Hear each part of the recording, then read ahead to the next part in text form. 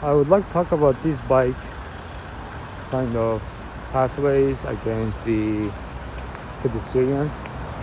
I don't know if the bike pathway should be on the pedestrian walkway. So as you can see, people do use these pathways for the bike, and I'm not sure because I live like 1.5 hour by car from my workplace, and it's almost impossible for me to use the bike to work.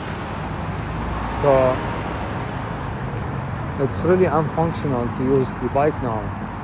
So unless you live close to your work, then you would be able to use the bike.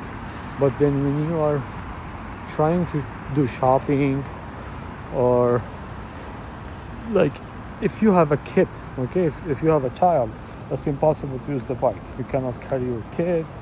It's very unpractical. If you are going to the market and you are doing some shopping for your home, the bike is impractical. So usually here in Korea, a lot of people do use bike, but they use it for sport. So if it's for sport, then this path is useless.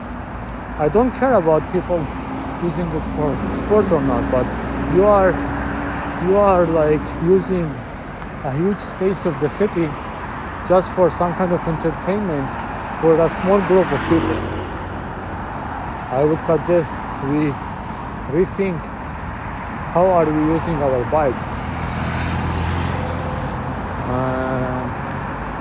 Probably if we force people to live close to their like companies, like within 15-minute walk or 20-minute walk or 30-minute walk, and then people could use bikes to work, then yes, then in this case you could create these pedestrian like side bikes, and then people would use the bike to get to work and get back, because when you are going to work, you are not doing shopping, you are not carrying any children.